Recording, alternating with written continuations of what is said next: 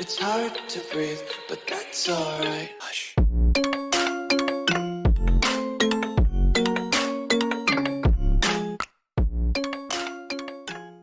Hey people, so I wanted to just quickly recap today's trade. I'm going to try and recap every single trade until I release the course, and then obviously I'll throw more from time to time as well. So this is a trade on pound and dollar. If you look at the overall trend, you can see it's pretty bearish, right? We're overall moving to the downside, so it makes sense to look for sales, right?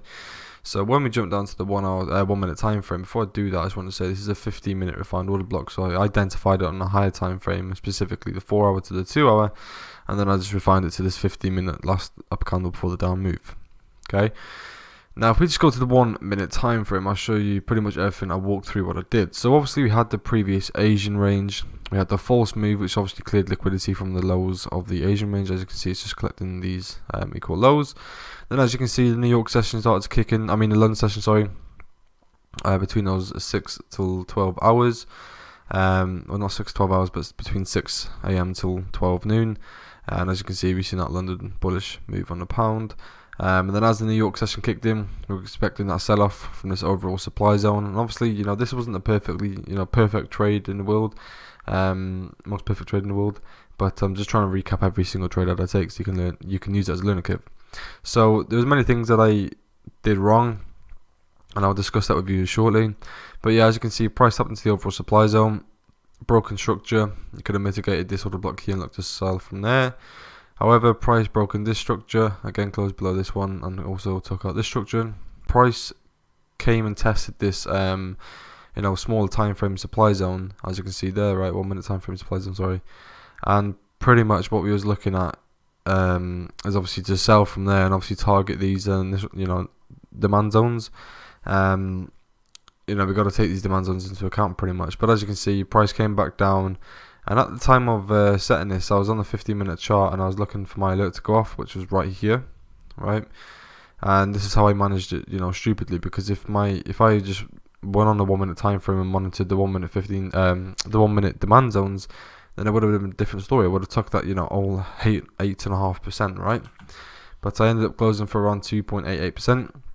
Again, it's not a loss, but I did definitely learn from it. But it can't always be on the charts. I can't always do everything right. But as you can see, price came back down, tapped into this demand zone. So if you were like sort of a hedge trader, you're like getting in and out positions on the opposite sides, then that would have been valid after this bullish candle, whatever. And that would have been a nice trade. As you can see, price broken structure and tapped into this 1 minute order block, right? So if you were looking for both buys and sells, then that's fine. You would have got in for a sell here, buy there, and you would have understood it, right? If I was on the charts, probably would have done the same. But I was I was inactive. I was away from the charts just for that little bit, and price came down to 8.5% before going back up to closing at 2.88%. So like I said, a bit annoyed, but end of the day, it is what it is, and it was my own fault for looking at the 15-minute times. We should have just looked at the 1 minute times and just started to monitor it a bit better. And then price came back up. Also to note as well, I took this trade a bit early. So that was a bad trade, really bad decision. Because as you can see, 12 o'clock kicked in, and price was starting to range here and came back down, and as you can see, reversed, right? So obviously, if price was coming down, New York reversal, we're looking for buys. Right, so it makes sense to buy from this demand zone as we close above this previous demand zone. So this is the only valid demand zone. So again, I traded New York reversals and I traded it wrong in that case. But I was respecting the higher time frame structure and the overall supply zone that I was tapping into anyways. As you can see, price came back in, tapped into this one here, but I missed this one. I don't think I was on the charts between this time because it was I exited the trade at 12:30. Which I probably just left it for a bit, and then 15 minutes later, price presents itself with another opportunity for a sell opportunity. Because remember, we're still within this supply zone, and we're still bearish until we take out the highs, right? And then as you can see, price came back up, but we've got to notice the difference between a liquidity sweep and breaking structure. Price cleared liquidity to the left before breaking structure to the downside, also creating, looking to mitigate this most recent order block. As you can see, price came up, and my entry was on the open. Tiny bit of drawdown, 1.5 pip of drawdown, 1.25 pips of drawdown. and then price, pretty much rallied off to my entry, where I was taking partials, because again it was a demand zone, 5.56%, but as I closed 0.5% before getting up that break even, I took around 2.78%. So pretty much what happened is I took partials here. I was looking to continue to hold, and then price just pretty much continued to come up and up and up, took us out of break even. But what I should have done is just monitored this high here, and obviously should have closed as price closed above this high, and then I obviously would have got a bit a bit of a bigger return there, so 3.5%, right? But all in all, it was a decent trade. You can just pause it and study this if you want to.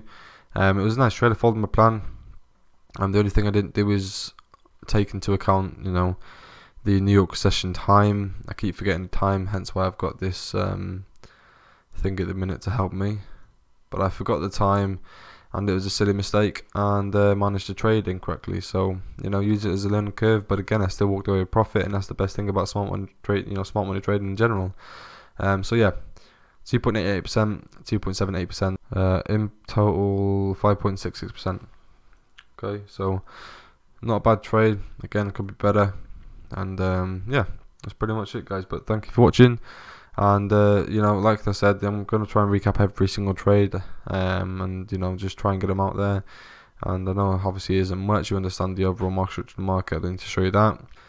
Just build a narrative from the high time frames and just do it down to the low time frames. So yeah, thank you for watching, guys, and I'll catch you on the next trade recap.